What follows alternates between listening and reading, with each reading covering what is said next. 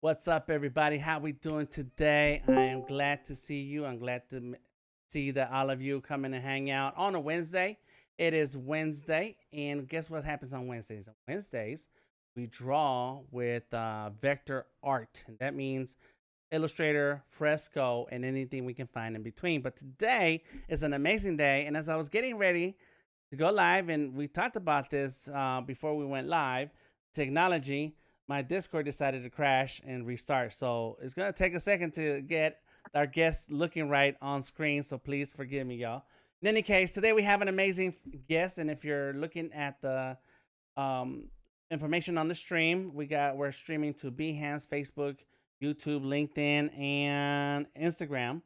Then you know our amazing guest. So we're going to just hop right into it and give a shout out to everybody who's already sharing here on Behance. If you're watching this, wherever you're watching it, please leave a comment, leave a question so that we can see who you are. And we already got some folks here on Behance. So let me go ahead and turn on my guest camera and look. Oh, there it is. It kind of worked. Okay, all right.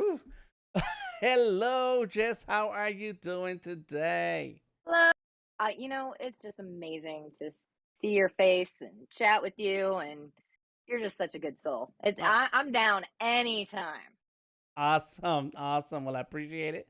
I appreciate you coming through and hanging out with us normal folks. Before we get started with Jess, please do know that Jess is an amazing designer, illustrator, and a pre-release community. I forget exactly where. I had written it down, and I got my head out crazy. I am an Adobe Illustrator pre-release ambassador. Ooh, and what's that mouthful. mean? Yeah, it's a lot. What does that mean? You're big time? I am trying to help fill some of the gap that happens between the product teams and the users. I've been using Adobe Illustrator for 20 years, and I've been part of the pre-release for about 3 years now, I believe. So it's kind of to fill in the gap. I help out with live streams, trying to increase community engagement. I'm the one in the corner every time going, do we have any swag we could give them? Because I always got excited about, you know, some special Adobe swag. I'm a huge fan of it. Right. And just, yeah, there's been a lot of different components to it. Giving direct feedback to some of the engineering team, and kind of taking a look at things that are lacking for any user that might be going, I have this thing that needs fixed. I am the one that's going to the team going, please, can we fix this? Please, can we fix this? Because I don't want to be mean, so I'm the one going, please. Right, you say please, Caress. I like, please, can we? That's right. And then I'm like, look at these places. I'm like, I'm that one. There you go. there are two other ambassadors I work with, Ryan Marsh and Igor Chistikov. And it's been fun. It's something kind of bit different, and it is a contract position, so I keep busy. So I do that, so many hours per week, and then I have freelance clients as well that I try and make happy, because we all know how easy it is to make people happy. Yes. Right. Well, to touch on the Adobe Illustrator ambassador part, is that, so for those of you who are watching this right now, if you ever worked in Adobe Illustrator, whether it's desktop or iPad, and you have some feedback right now, this is the person you want to talk to. So please check the streamer's announcement link. There's some information that says meet creative designer and Adobe Illustrator pre-release ambassador Jess Telmanik. You did it. Yes. I did? Okay. All right. There you go. And there is a link tree there. You can access all her channels and wherever she is. And so go ahead and catch up with Jess. Let her know how you feel about certain things. And, she will say please to the developers. I will. Hopefully they have time. I will, over and over. Right. That's all you can do. That's all you can do is say please, right? You know what? The thing, we were talking about this with RB earlier, and having an idea of how code works and how things can break really also helps. I spent a year building an iOS app for the iPad. I will never do any kind of coding or engineering again unless it's just to like check or review. Like, I cried every day. I did not like it. My mentor at one point, he was like, "Oh, that's normal." I'm like, I don't want to do this. Like, they said that's normal. Crying is normal. Like, I've dealt with mental health and anxiety and depression. Like, I don't need a career path going down that route. But it's a very complex arena. So I think that's helpful in understanding sometimes things can't be done yet. Right. It's not like it's impossible. It's just it can't be done yet. And I do want to throw it out to anybody watching. Look up.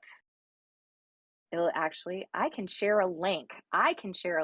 There is something called user voice, and Illustrator has their own user voice. And this is the place that you can vote on things that aren't working and things you would like to see happen. And you can set up an account and you can write it out, and the product team sees that a lot of that all comes into play when they decide things to work on. And there are most of the other Adobe programs as well have their own user voice where you can submit this kind of direct feedback as well. Highly recommend it. I know Adobe Fonts team has one. Yes. I believe InDesign and Photoshop has them. There's a lot of stuff out there. Right. I also do want to say hi to CJ, and maybe you'll know what split price 422. SLP price. Correct. SLP price. All right. Hi, SLP price. Thank you. Let's do it. Yes. Big ups to all of you who are watching this on Behance and leaving a comment. We start with Bia, RB, Odari, Elias, SLP price, and did I see? I saw CJ. Yes. And on the Discord, we already have some folks hanging out in the Discord. RB, Odari, CJ, and Bree. Bree is SLP price, so Bree is double dipping. Okay. Yes, everybody who's in here, they're watching on Behance also. So dropping a comment, keeping us all honest out here. But yes, check out the link that I just Jess just shared. I just went ahead and added it to the chat, and so because I'm one of the moderators or whatever, the link shows up as a link, right? And so so there you go. And a lot of the Adobe programs all have a user voice system. So I think this is good that you said this, so that way we can all not inundate you with messages, but it's don't complain to Jess. I was like, middle ground. Yeah. Totally listen and try and help, but middle ground. That's right. I am not all powerful, not yet. So before we start showing off your artwork and your amazing talent, let me tell you, all of you out there watching this, when you start seeing her work, you'll see that the talent is just kind of seeping out the pores, just emanating. Just it's amazing, right? And I want to get to be like Jess one day when I grow up. You Uh, know, it's gonna be weird because I want to be like you when I grow up. Just switch. let's switch sides for a minute. Yeah, that would make it a movie, a designer switch movie. Yes. Yeah, Like Freaky Friday, but less creepy. right, right. Somehow. So let's start with a couple questions. Tell us about your earliest memory of being a creative person. Oh, I'm going to share two. I'm going to share one because I only partially remember it, but I do have a picture of it. And I was about maybe 7 years old. And it's a picture of me and my little sister. She's like a year old, and we're coloring with crayons. And it completely has some of the like art director vibes. Okay. Like I'm like coloring in the lines perfectly, like kind of pointing to her to, go in certain areas. And then my first one, I can give you a visual if you can like entertain everybody for 30 seconds because I got to run upstairs. Okay, let's do it. Go ahead. Yeah. I've been on a watercolor kick this year. And I Uh-huh. meant to bring it down just in case we hit this note. So I will be right back. Okay, cool. Go ahead. Let me switch to myself only. Perfect. Yes. You'll still be able to hear me. Yep, I can hear you. And just don't stop at the bathroom because then I No, I won't. Boyfriend was actually watching, so he handed off the notebook. Cool. Big ups to everybody still hanging out in the chat. We got let's see, who is Silvina? How you doing, Silvina? Good to meet y'all. Thank you for stopping through on the Behance. Hi, and Silvina. Let's go ahead and bring in Jess. There we go. Back. You made it. Yes. You didn't ditch us. I made it. Had a great assist. That definitely. Good. Cool. I've been on a watercolor kick the last couple months, and that's been I feel like it's good to take time to create for yourself, for your own sanity, just to create and not have that pressure of it being perfect and needing to produce income from it. Right. So when I was about 10 years old, I spent a lot of time out in the woods. My parents were divorced. My father had lived on a property with a lot of woods.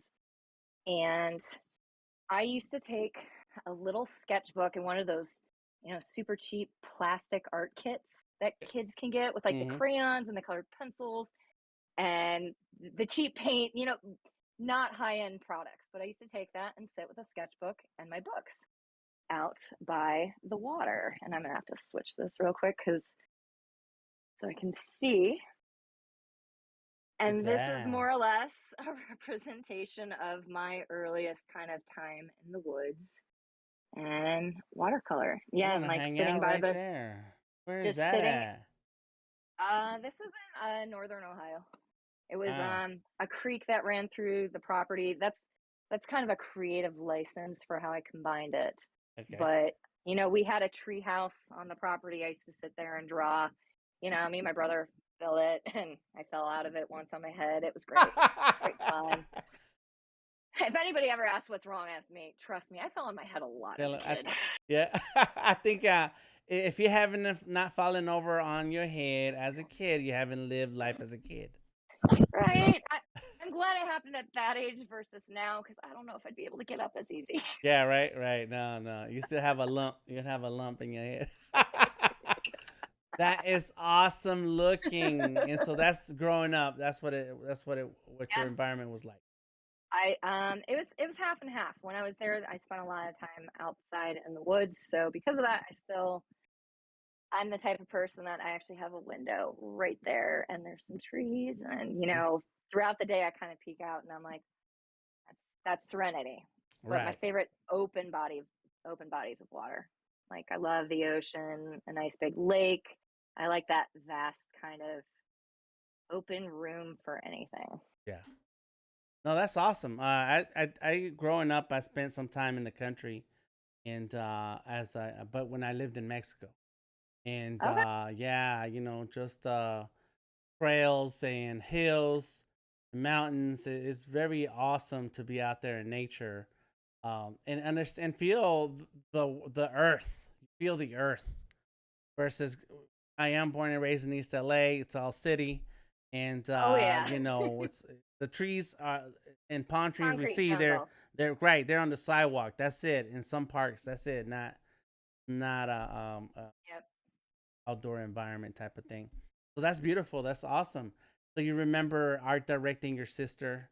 You remember Yes. art, and so growing up, did you feel that that you wanted to spend more time being creative and drawing versus other things that other kids were doing? I and it's ironic. I always loved art. I loved art. I loved reading, and I loved theater when I was younger. So those are kind of the when I want to grow up. It was somewhere in that realm.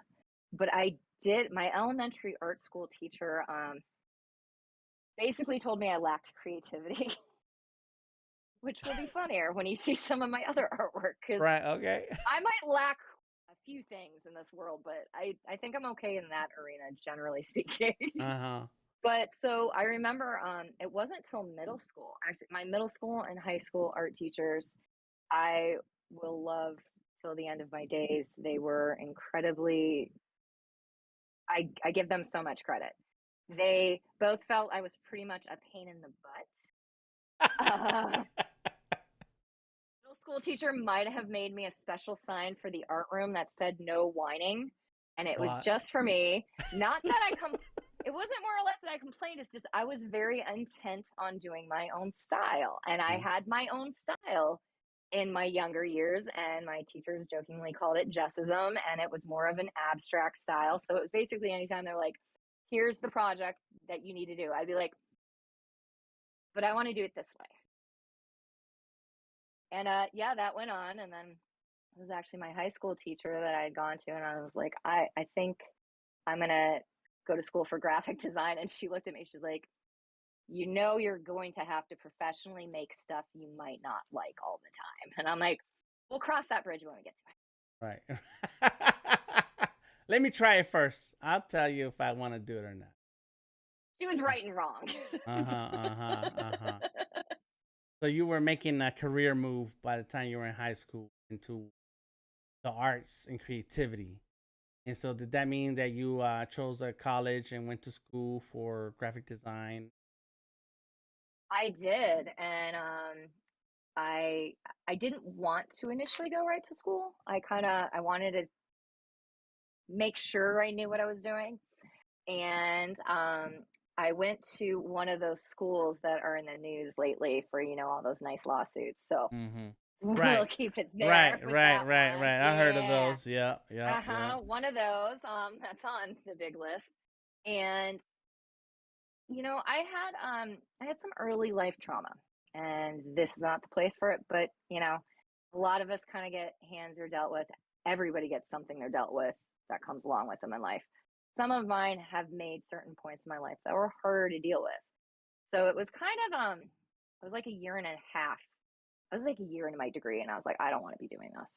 I do not want to be doing this. My mom insisted I stuck around for another year, and then finally I was like, Mom, not doing this. I'm dropping out. So I was a total dropout. Okay. And I was completely creatively burnt out. And I spent 7 years. I spent from like the age of 20 till I was 27 almost, with only doing like 5 or 6 paintings. Drawing wasn't a part of my practice. And then when I was 27, I had a friend that was promoting for club nights and some local clubs because I'm older and clubs were still more of a thing, I Yeah. feel, Yeah. than as much as they are these days. And they needed some flyers. And I recently found some of those flyers again, and no one will ever, ever see that design work. Ever. Okay. Like this was design work like circa 2007, 2008. No Uh-huh. one. Uh, They are, they are any creative when they're like, oh, this isn't good enough, or like, how do I get to this point?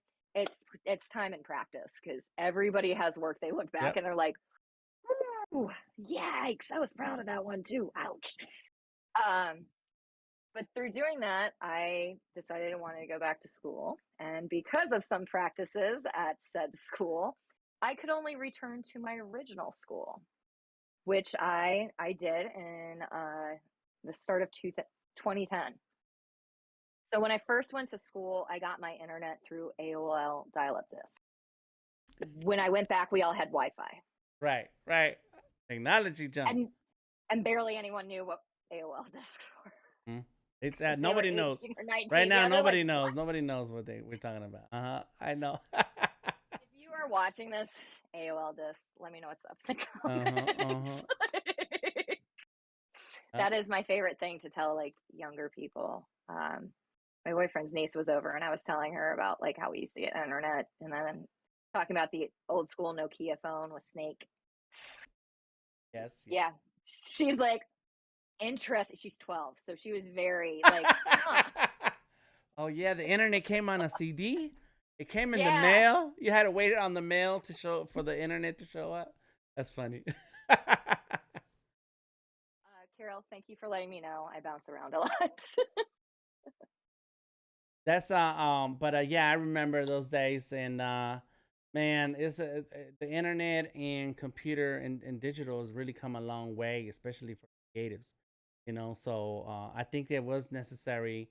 Sorry for what you had to go through, and but it was necessary for you to wander the earth for 7 years, and then and then return, make your return. Listen, I am very nice to people now when I go into restaurants and when I'm in a retail place and anything with customer services. I have a solid 10 years of experience across bartending, working front desk at a hotel, answering phones in a hotel, Barnes and Noble, like retail. I have a full breadth of real life experience that was kind of tied into it. But that's how everything goes in life. A lot of people get upset. Something doesn't go their way. Sometimes it's just not supposed to go that way yet. And you eventually end up where you're supposed to be. You'll have that day where you're like, huh. Right. Okay. All right. If that hadn't happened, that wouldn't have happened and wouldn't end up here. Right. And sometimes those are the lessons that we learn along the way that you don't think that are necessary, or you don't even think of them as lessons until later, when there's a form of reference later, and like, oh, and you're a better person because you went through those experiences and took a indirect route. That's what those detours. Believe it. Wisdom is often fully appreciated when looking backwards with a clean slate. Yeah. Right. And that's it. That's why I'm thankful for the route that I take in with my life too. It's like I've done everything except serve in a restaurant, but retail. I was a forklift driver. I was in the Marine Corps. I worked at a steel company. I was a landscaper. I was a cook. I was a fry cook. I worked at Taco Bell. Like, you can name 1,000 things, and but then how would you know what life is like if you did not take those detours? And I was laughing because I gave like the shortest version I could. Like, right. I'm sure you have the same way where I could be like, all right, so how much more time do we have left for me to like cover? We'll just go with one of the main OG jobs, like high school years through early college.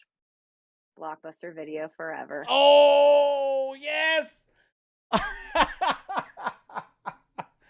Guys, that's the best job ever.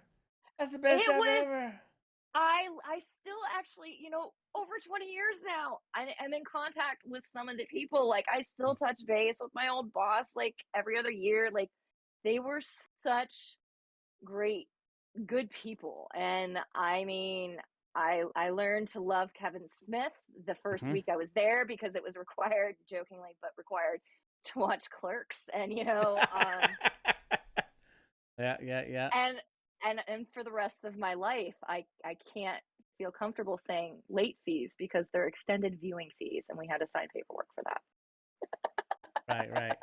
You were at the cutting edge of technology and entertainment, working at Blockbuster.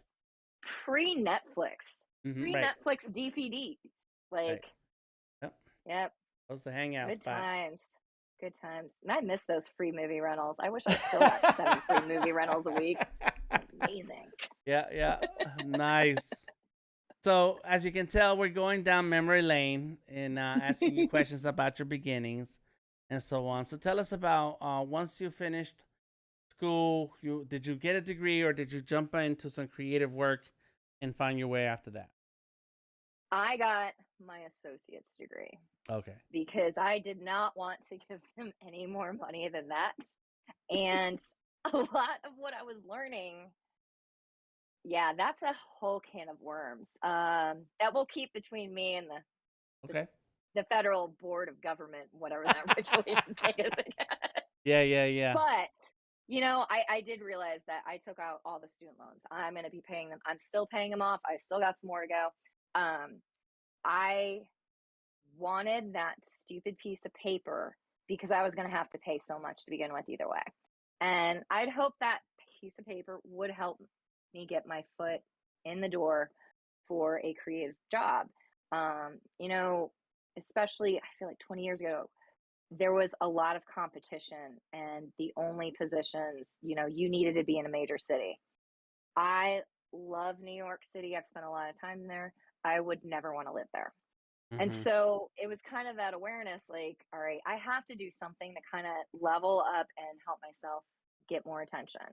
And so I did the degree. I actually spent another year working. That's actually when I worked at Swiss Hotel in Chicago. All right. Lovely hotel. And made my way back down to Florida, where I've lived on and off over the years in Southwest Florida. And I got a job working at Whole Foods. And so Whole Foods as an in-store graphic artist was my first big girl, grown-up, artist job.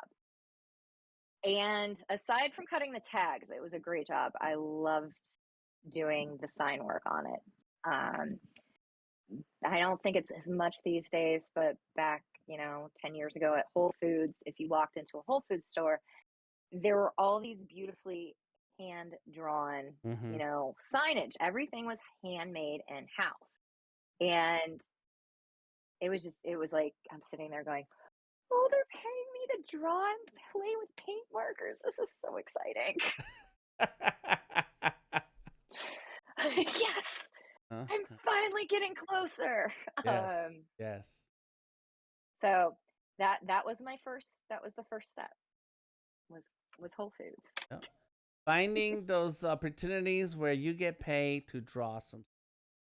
Amazing. That's right. That's good. And I haven't been to Whole Foods in a while because you don't have to shop in person anymore.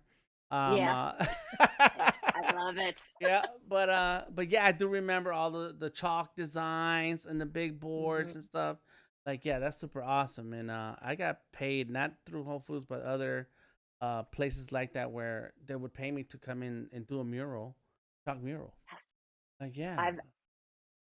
I've done a few of those for freelance clients over the years as well. A couple acrylic and spray paint murals as well. I like to dabble in it all. Like, let's try something new. Let's do something different. Like, I like that creative variety. And I was just saying, the Whole Food signs are in there. They're in here? Okay. Like, it's almost 10 years later, and there's a cake one that I am just still proud of. And what's crazy is that those don't last, though, right? That's the only part that if you did not take a picture of it, that's it. It's gone. We would reuse the signage. Right, like exactly. the blackboard. So, there were pieces I spent a couple hours on. Cake of the month. I don't know if I'm delayed, and that's the one I'm watching. Yeah. So go ahead. But you would have to, like, we would erase our own signs. So there's a couple times, like, I think the first couple times I did, I'm looking at it and I'm like, no, please no. Like, this just feels weird. I've also done a lot of wedding signs. I've liked to dabble in a lot of things over the years. I think school did you well for the typography, right? Yes. I feel like it's one of those things that helps, but you don't realize it helps till years later. Ooh, the Lego obsession. Legos are cool. My granddaughter and my grandson, we play with our Legos all the time. I have a case with many Lego figures. There's some all over other Ooh, places, look at and that I one. even have some on my desk. Nice. Listen, life's too short. You got to find a couple things that make you happy and roll with them. And this is really cool how you compose the picture, got the Thank you. Hulk on there, and then it's got the little message. Oh, Yogi T. Yogi T, I love you. oh, there And you go. I will pay $1 extra every time for your little positive quotes. Your marketing plan has succeeded. Oh, nice. There you go. That's a good. That's nice. Yes, it's a good plan right there. There goes. Is that your family as Lego characters? You know what? This one, I think I need to do some more of these. Every time I think about it, I'm like, I want to start doing this again. It was something little and fun. I enjoyed it. This was, I think, the Women's March of 2016. Okay.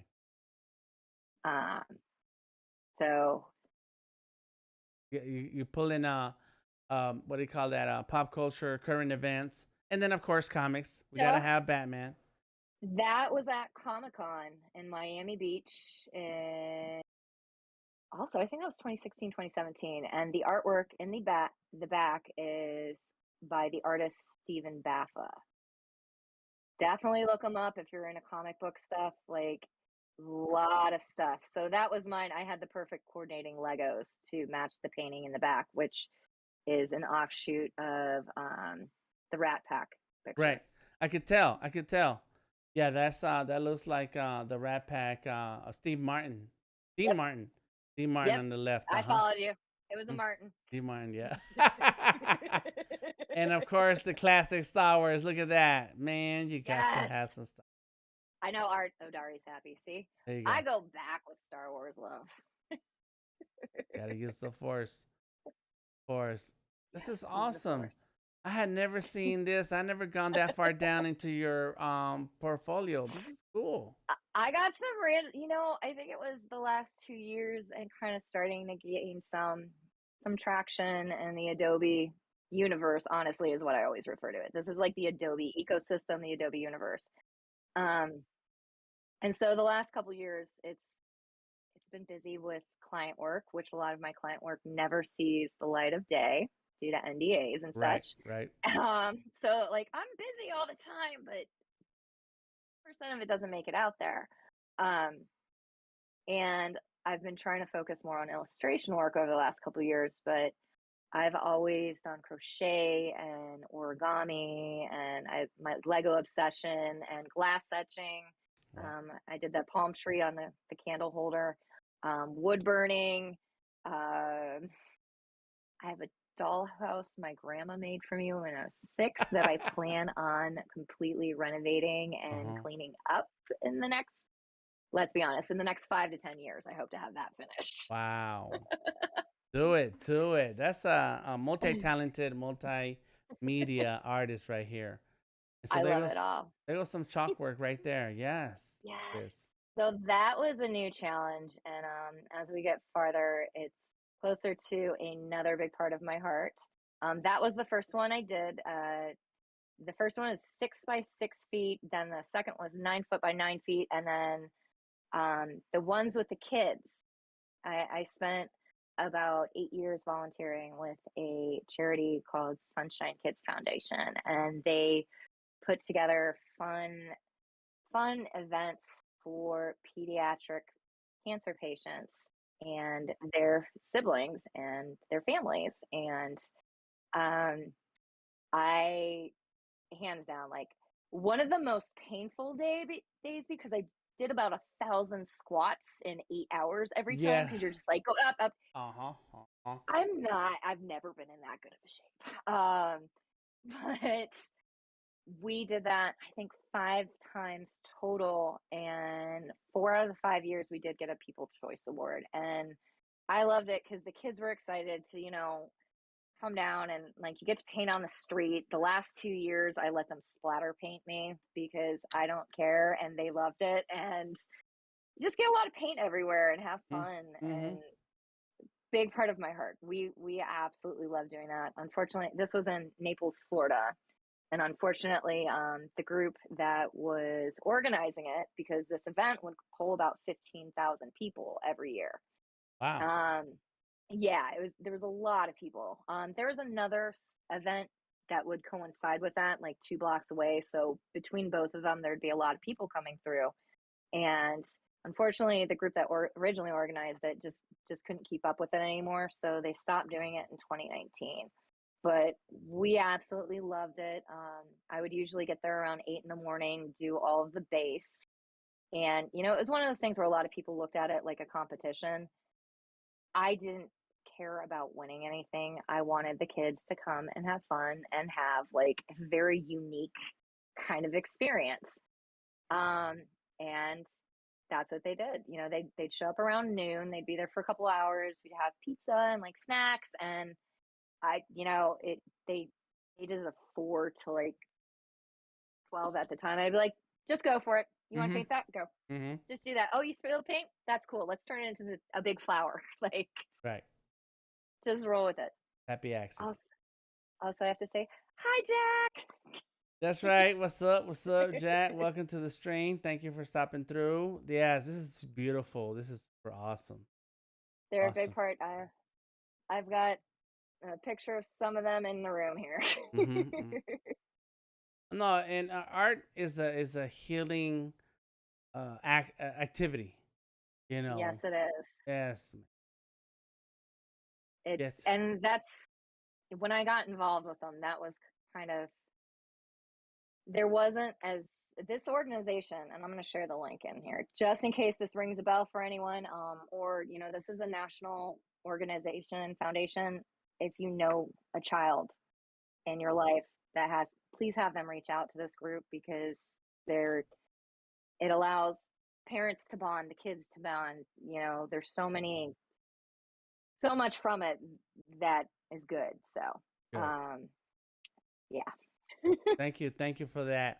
So as we continue looking through your portfolio, let's talk about how did you finally, what were the moves that finally got you to be a professional designer, artist, creative? Which one was it? How did that come about? And was there a conscious decision to focus on your talents, make that your business? Oh, after Whole Foods, I actually went in-house and worked for a real estate company called John Wood Properties. Family owned, been in Southwest Florida for 1958, I believe it was officially started. The original father, the owner, he unfortunately passed away last year, but sweetest little old man you could ever meet, like just amazing sweetheart. Everyone that I worked with there was just some really good people. I also stop and see them anytime I can when I'm in town down there. But that was like, all right, so we went to Whole Foods and then went to the real estate, and you know, this is $1 billion company. And this is Southern Florida, homes on the beach. So houses, I hope I'll own one, but yeah, we're gonna have to get some work done. And just started, I really amped up my InDesign skills through that position. It was a lot of multi-page brochures. You know, I still to this day do a couple 20 to 30 page brochures per week. Per week? What? You know, we slowed down during season. Yes, I would say it's per week almost. Right now, this is a slow time, so I think I've done 3 this month. So it's a slower one. I end up doing a lot of logo design in the summer. Right. Yep. I'm working on 3 right now. So I started, you know, I was in-house at this company for 3 years, really loved them. And then I had the opportunity to move outside of Savannah, Georgia, to be near a family member who is amazing, and decided I loved my job, but it was more or less, I was working with magazine ads and brochures and postcards, and it was all homes. So I felt like as amazing of a job as it was, there was still, I wasn't getting this spread out enough creatively, and I needed something else. So I decided to go to Savannah, and then I ended up getting in a boot camp for iOS app development. Okay. And that is when I learned Xcode and Swift and Java, Java and JSON and all these other acronyms. Mm-hmm. And I did that for about a year. And then I ended up going back to Florida. And I was kind of at this crossroad where it was, I could have gone back to the real estate company. There's a good chance my replacement was moving across the country. And I remember, sitting with a coworker and kind of we had one of those serious conversations that I won't repeat every word just in case anyone sees this video one day. Okay. But the gist of it was the freedom to have more of an all out there freedom to create anything, not just stay in one specific market and area. And so doing that, I gotta tell you, anyone that's thinking about going freelance, it is not the easiest thing in the world. Just like everything, there are so many pros and cons, and you're the only one that can weigh if those pros are better than the cons. For me, for other people, I do recommend, try and have a backup plan, try and have some money in the bank, try and have a plan of action. I was flat broke. I had like less than $100 to my name, and I'm like, you know what?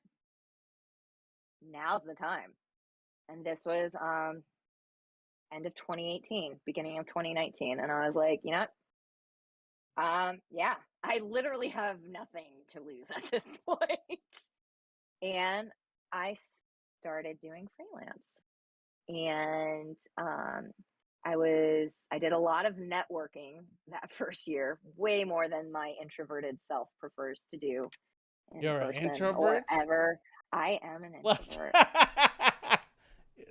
Good job. You've done the extrovert acting very well. I know how to Very well. mask things. There you go. I am.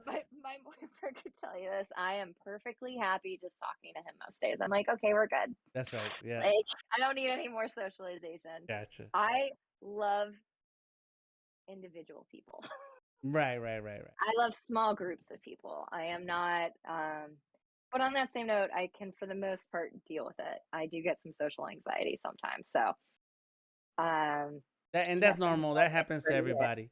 That happens to everybody. Yeah, even if you are an extrovert. Me too. Sometimes I am in my head, and Yes, I'm talking. I'm like, I don't know if anybody's still listening, and again, I'm gonna every play it single off. day. Yeah. Yeah, I feel that way. I'm like, yeah, I'm sorry. Like, I'm Uh-huh. sorry. Anywho, and I lost that chain of thought right there. Bring me Oh, back. it's So tell us about the networking. So you said I'm gonna be a freelancer. Let's do this. So what kind of Yeah. networking? What was that? What were some of those things that you did to? So anywhere you are, and there's different kind of routes to go about this, and I especially feel like where we shifted to this kind of digital world in the last 2 years, especially, there's more opportunity. But what I initially did was, I found some entrepreneur groups that had weekly meetings, and I, went to some of those. Um, Depending on the area you live in, if it's more of a city, you can look into things like young professionals. A lot of cities have young professional groups. You can do those kind of items.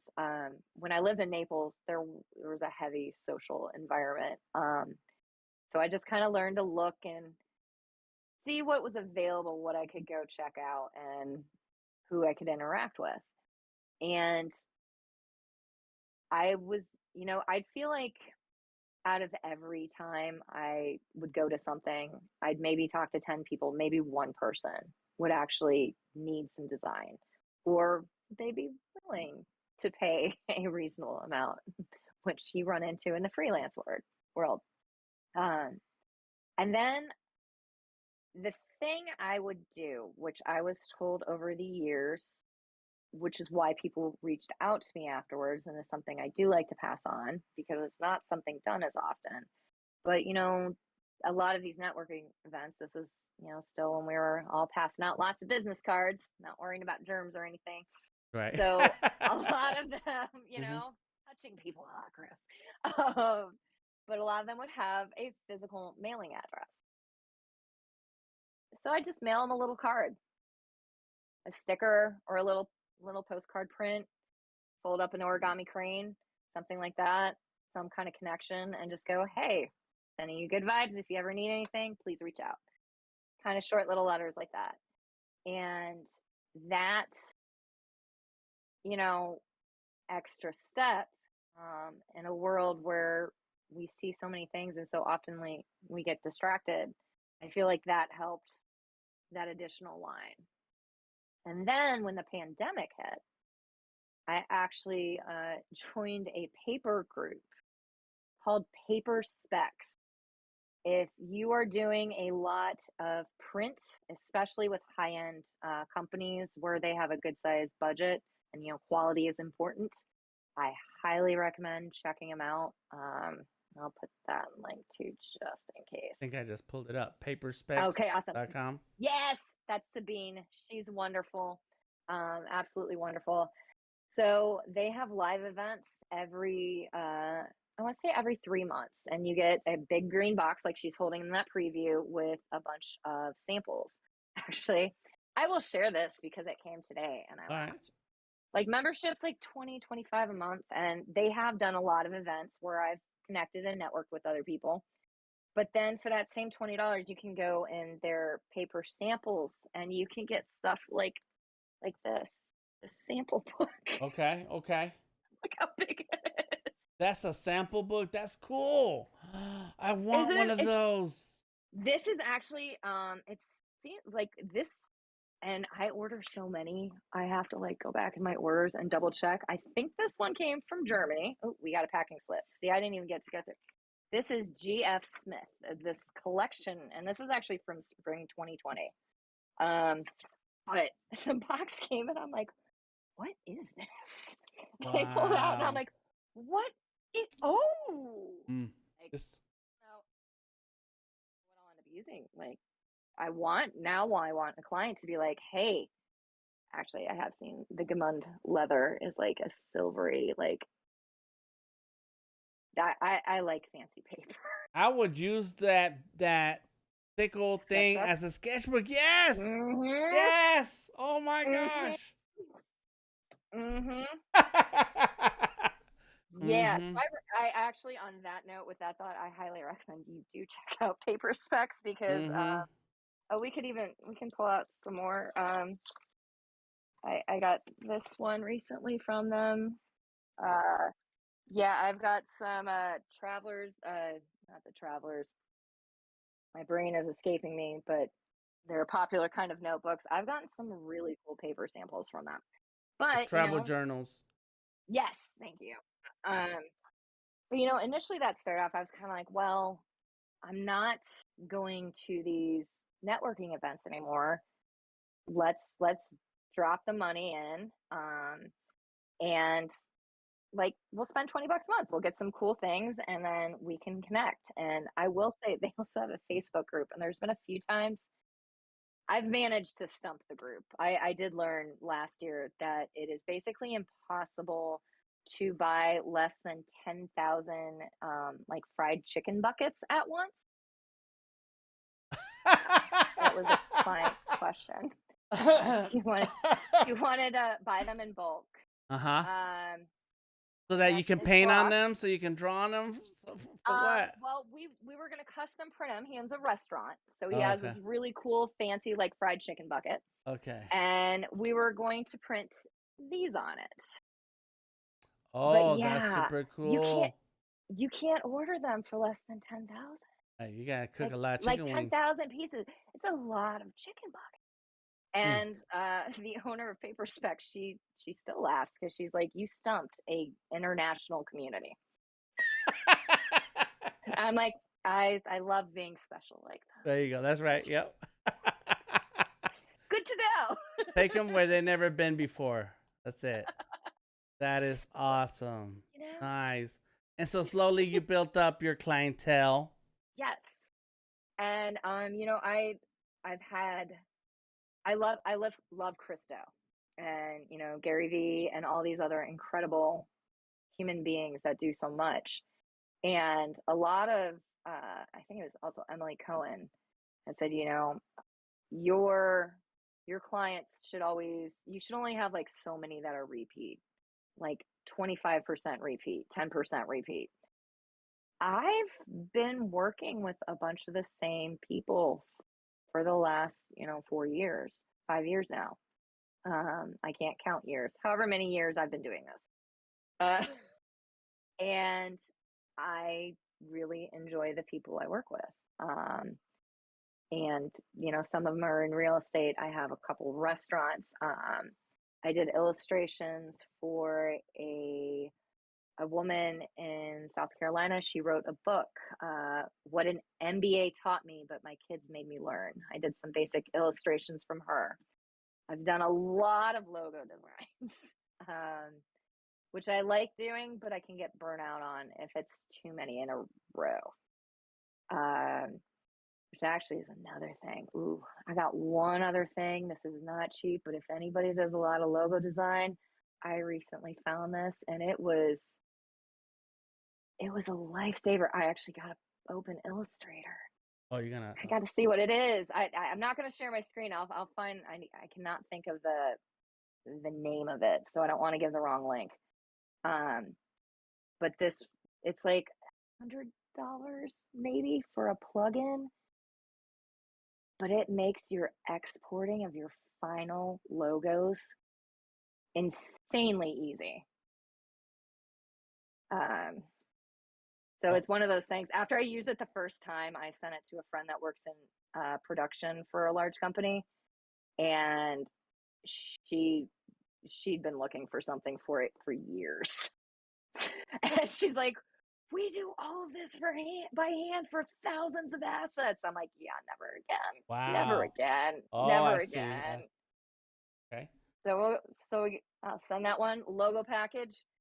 If you do 2 logos in the next year, you're probably going to make your money back. Pay for it. Yes. Highly recommend that. Just to clarify, and is that the advice was not so many repeat customers, but yes. but the reality is the more repeat customers you have, it's worked out best for you to have those repeat customers. For me, which is why I do like to tell, especially like new designers, because you're looking everywhere. You're getting told 500 things that, you know, are conflicting information. At the end of the day, it is what works best for you. I've been lucky that I have a handful of clients that I've worked with regularly. I enjoy working with. I don't get emails from them and go, "Oh my God." Right. I have one that sometimes it's like, oh, love and respect. It's like, "Oh man, why right now?" Fine, only because I love you. Right. Like, try it. You can't always have clients that are friends, but it is really amazing when you have good enough working relationships that some of your clients do become friends. And I think that's the key, right? So first thing you said, it depends on who you are, what you like. Yes. And then two is that it works out so much better when you do build relationships with your clients, not necessarily like friends that, you know, I'll go pick up when they're stranded somewhere, but people you can have an easy conversation with and communicate openly. Yes. That's it. I went. Go ahead. Oh, so good. I was gonna say I went through some tough stuff in the summer of 2019. It was a really rough couple months with a couple things that hit to the core, and I had a couple clients where I was like, I need to step back, you know, for a couple weeks. And, if there's something you need, send it over. Otherwise, if it can wait, let's have it wait for now. And, some of them were really amazing and really good about just respecting that. And that meant a lot. And I think that's, it's harder when you work for yourself. So it's like you have 10 to 30 mini bosses. You have 10 to 30 people that might check in and be like, hey, where are we at with this? Hey, I need this day. Hey, this is a rush. When you work for a company, you usually just have that one boss where you're like, I'm sick. I can't do this. Right. And you don't got that. Right. No, you don't. No. Yep. There's a lot of situations that can go weird and crazy, and you have to weigh who you're gonna stick with, who you're gonna work with, and manage those people differently because they're different kinds of people. Some are more open than others. So yeah.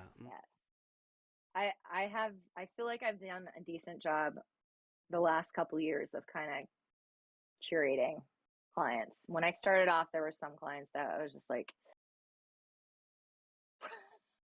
and as time, went by and things could adjust, it made it a little bit easier to be like, all right, life is short. This brings lots of headaches, might not be worth the money. And I think that's a big step in a freelancer's path is when they can finally go, all right, this is not serving me. Yes, the money would be good, but in the grand scheme of things, it's not benefiting. I think, yeah, that was one of the big steps for me when I was kind of like, this is not worth my mental health. Exactly. Right. And those are lessons that you learn along the way through experience. It's not we can talk about it all day, give examples, and tell you what to do, but only you in that moment can have those realizations and then make a decision for yourself. Because it's starting with the fact that as a freelancer, you said this earlier, and I believe it is that you've chosen one of the hardest jobs out there, and not just a freelancer out on your own by yourself, but also the kind of the work that we do, right? The work that we do is a creative thing. It's something that comes out from somewhere within yourself, and so it's not like you're a supplier of mouses and mouse pads. It's like supply and demand. Right. Yeah. No, like this thing it squeezes out of you, out of your soul, out of your energy, out of whatever. And so people feel like, oh, that's limitless. Like you good. You can keep on drawing whatever I need. Like, no, I need to recharge. I need to find the inspiration. I need to, get this creative flow going. And so it's already a tough job to do. But when you're out there freelancing and you don't know where your next check or next client is coming from, it also puts the stress in that you have bills to pay. Which the biggest, all right, so here's my big recommendation based off of that. When the work slows, because it's going to happen. It's going to happen from time to time. Mm-hmm. If you need to refresh and break, have that break time, do that. Do that. Take that little lull. Try not to freak out and panic and just take a break, because as creatives, we do not probably take as many breaks as we actually fully should. Right. I'm slowly getting better at it, because I'm learning if I don't, I'm not going to make it as many years as I need to create all this stuff. Right. But if you have that lull and you don't want to sit there, that's when you work on your art. Mm-hmm. Work on your art. Work on the pieces that you really want to make, but you haven't had time to make. And if it doesn't matter if it's perfect, it shouldn't be for anybody else but yourself. And I will say that because I can wholeheartedly say there were a couple pieces I created in 2020 that I shared within the, Adobe Illustrator pre-release that I don't think a lot of other opportunities would have followed after that. I started putting myself out there, and between 2020 and now, I've been very lucky to be a guest host on Adobe Live a few times. I was an ambassador for the Adobe Creative Residency Community Fund. And the two things I can tell you that I truly believe helped me get there was one, sharing my work, and two, being nice. Yes. Not fake nice, because I am a horrible fake person. I'm not good at being fake at all. You will know. But genuinely being nice, because I always give everybody the benefit of the doubt that they are likely juggling as much as I juggle in life, and there's a lot. So I try to always be nice to other people, and because I think that is something that people remember. People remember how you make them feel. They might not always remember what you said. It's a huge quote, but people will remember how you make them feel. So putting yourself out there. Don't be worried if somebody doesn't like it, if somebody doesn't get it. They don't have to. Not everybody's going to like everything you do. It's about if you like it. And you know what you have up on the screen? That was my last Adobe Live with the amazing Voodoo Val. And I didn't even finish my illustration during the live, and I hated where it ended at it. I absolutely hated where it ended. It was one of those like, oh, well, this is as far as I get. Let's see if they ever have me back. But, you know, it was one of those things that I could have just been like, let's throw some project. And I actually went back and I spent more time on it, and I was very happy by the time it ended. So I think we just all need to be a little bit kinder to ourselves and to each other. I love it. No, that's it. You're right. You're right. I agree with that message. And that's where we're going to wrap it up for tonight. This is the last call for questions, comments, or suggestions. We've had thank you, Odari, SLP Price, Anika stopped by. I don't know, Annika. I have my own accent. I'm sorry. We all do it. We all do it. It's right. Love. Jacob, thank you for stopping through. Jack stopped by. Appreciate that. Jack, thank you for coming through.